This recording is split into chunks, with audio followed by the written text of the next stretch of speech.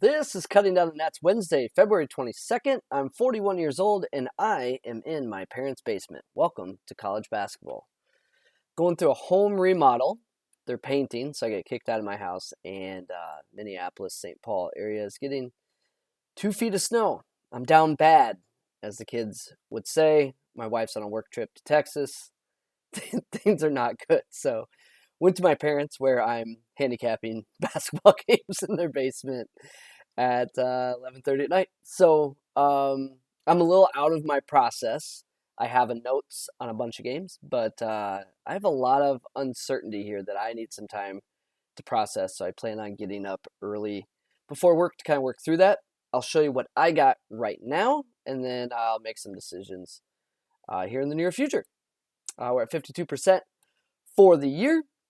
2-0 night with Miami and Texas A&M. I was able to watch the A&M game, which, man, they're scrappy. And, look, they're big. You can kind of see the matchups that will play to their favor in the tournament. So, yeah. All right, here we go. We'll make this a little bit bigger. Yeah, that's better. And I'll freeze top pane. Okay, I'll start off with South Alabama against Texas State. So what we have here is Paddy showing a pretty big number with shot quality disagreeing, although trending towards South Alabama in recent play more so than the year-long number. But what I like about this is South Alabama has done it without three-point luck on offense.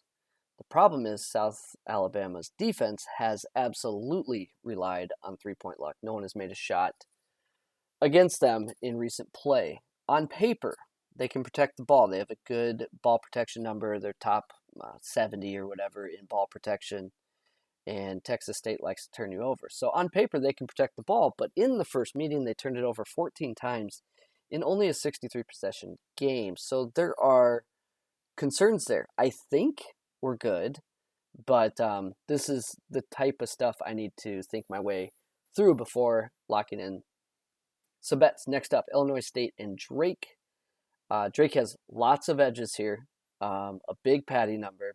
Shot quality looks fine, but it's just hard to back a team that's made 50 of their last 108 three-pointers over the last 5 games. Sometimes that can just snap back in an instant, and it's just tough to lay 2 touchdowns in a conference game.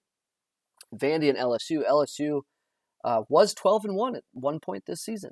They're now 12-15. That's 14 straight losses. Still in shot quality's top 75. I mean, opponents just can't miss a three-pointer very often. So I can see why the shot quality number still has LSU favored. Median's real close to the spread, so I probably stay away from that. I think this might be the one they get back. So that Paddy number being so far different than the median, I think matters.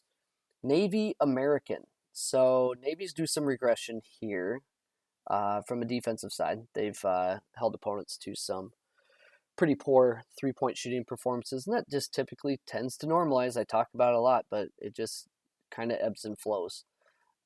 American, their offense is due to some three-point regression. So sometimes that can be a little scary. Otherwise, like, everything looks okay here. So they're on my list, actively looking to bet them, but I am curious where Circa opens their number to compare it to, like, the -1. Like, if Circa opened at a 2, I'd bet Navy immediately at a 1, but Circa hasn't hung a number yet. Chuck South at Asheville. Again, Paddy's showing 15 to 17 points, but the underlying metrics here, the ones that don't stand out quite as much, are pretty scary. So Asheville is 190th in Torvik, but 250th in shot quality. So this is a 21-6 team that's 250th in shot quality, and their should-be record is sitting at 12-15. So shot quality thinks they have gotten away with 9 extra wins that they likely didn't deserve based on the quality of their shots. So yeah, that's something that I'm not looking to back in that scenario. Coastal Carolina at Georgia Southern. There's some small edges in the 4 factors for Georgia Southern. I'm okay with this one. It's yellow, but again, we're laying 7 points. Georgia Southern isn't certainly like a great team, so um, I just hate when you're laying 7. It's the first half and you're down, 8 points. It's 24-16. It's like, geez, now we need to win the next 26 minutes by 16 points, and it can just be frustrating. So on the fence there, I do see value in it. Not sure what I'll do. Bryant and NJIT. NJIT's lifted a little bit by recent three-point offense, but there's not really edges on either side. Bryant plays fast. NJIT plays slow. I do like how all the data points are aligned here, so I need to just go for it. But man, I feel like I've been burned by Bryant before. Mississippi and Auburn. So I have this around 14-17 based on recent efficiencies. The line's 12.5, which is right in line with like season-long KenPom numbers. But shot quality has it much lower. Ole Miss just can't make a shot. So what's interesting though is like Matt Morrell is shooting, I think, 28%, which is pretty much what Ole Miss is shooting on the year from deep. But last year in conference play, like Morrell shot, I think 42% from three, and he was like 38, 39 for the year. So, yeah, like he can shoot. So, man, they're just really struggling to make any shots. Kermit's seat is warming up for sure. So there's a few outliers on the Auburn side too that are like, that's a little shaky. They had that 46-43 game really boosted their defense. It certainly didn't benefit their offense at all, but then they had a few offensive outliers too. So kind of interesting. You watch this program for grinding of the edges. And I will tell you that Austin Peay has some players suspended after the brouhaha, the melee, the fiasco at the end of the North Florida game. They actually have 3 players suspended.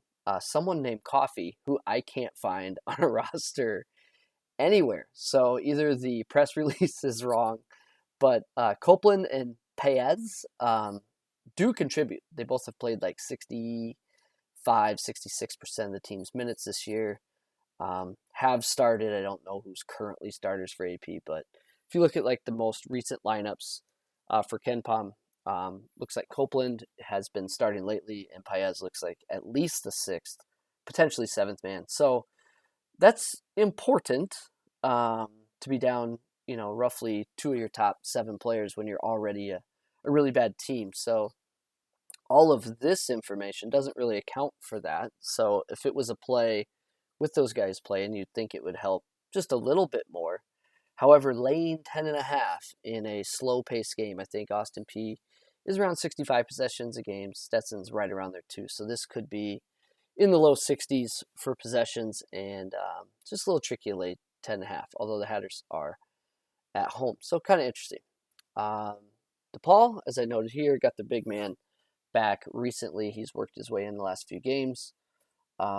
Nothing wrong here. Like, I think it's okay. I don't think the number will get out of hand, so I'm not in a hurry to bet it. But, yeah, I have some interest in the DePaul side at home there. BU and Army. This is more of a Torvik problem, it seems like. Torvik's season-long number is 9, where KenPom's 5. And mine's right in line with the Torvik stuff, which is not surprising. So shot quality is lower. I don't see any edges for Army. BU's probably do some regression. So, yeah, it's probably a pass for me. Bama, South Carolina. Lot going on in the Bama program. Man, two teams involved in murders this year, although New Mexico State is done playing basketball. Not because of the murders, though, but because of the hazing. So as long as none of the remaining Bama players are involved in any hazing, they should be able to finish the year. But they're hanging a big road number. They absolutely have a ceiling. Certainly a lot of distractions right now, but that goes both ways. Sometimes you come out really well, come out and play really well as a distraction from the distraction, and sometimes it does affect you. But yeah, this is Bama's like last layup, and then they actually have some tough games come into close. So kind of a sleepy spot there, and the median's right in line with the point spread. That's why that's orange. Lowell and UMBC.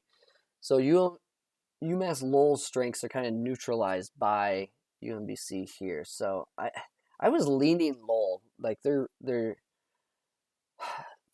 season was, they got off to this ridiculous start where basically they were like 10-1, whatever it was, and they didn't deserve to be. So then they get labeled this unlucky team that shot quality and the metrics aren't aligned in. But it kind of swung back, and now they're like playing well again. So, yeah, it's like they kind of caught their analytic numbers with their shot quality numbers. So I'm interested, but yeah, they have some strengths with like turnovers and rebounding that are just kind of neutralized by UMBC.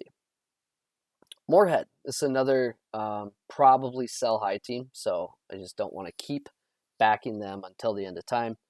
They're 15-10, shot quality record 11-15, and if you look at their performances, it's it looks like they're running a little hot here.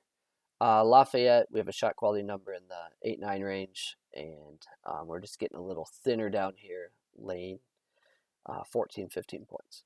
Kennesaw State, North Alabama, I thought this would be a good spot to buy against Kennesaw State here going on the road, but the reason this is shown as a Paddy just looks pretty much luck driven. So I like the spot for North Alabama, but Kennesaw State's been a little unlucky, not in their favor, and then North Alabama has been a little lucky in their favor from 3 points. So that's kind of what led to the number, and I think that line's fair. So I'm just kind of curious what that number will do. People like Kennesaw State. They've had a great year. Curious what will happen there. The only other game that's really on my radar, yeah, maybe a couple down here, but this is a big board. There's like 62 games today. Tulane and Houston.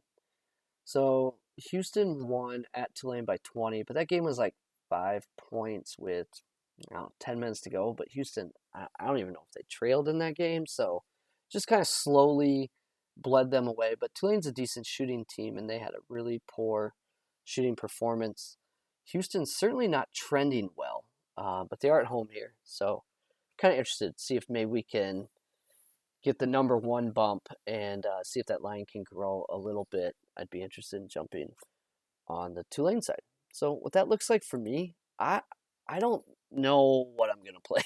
So please excuse my all my personal issues with travel and things like that. I just need some time to really make sure I don't make any mistakes. So I tried to point out a lot of the negatives with a lot of these plays, and gun to my head, I really don't know which plays I truly love right now, but these would probably be the top 4, although I could certainly talk myself out of some of these and talk myself in on some that were not listed here. I hope that's not confusing, but again, I'm not a tout. My job is to provide information to you. I think information that's valuable, and hopefully you can use the data that I present to your benefit. So this is Wednesday. I will see you Thursday for Cutting Down the Nets. I will likely be in my parents' basement for 3 to 4 days. So best of luck to me, and good luck to all of you out there.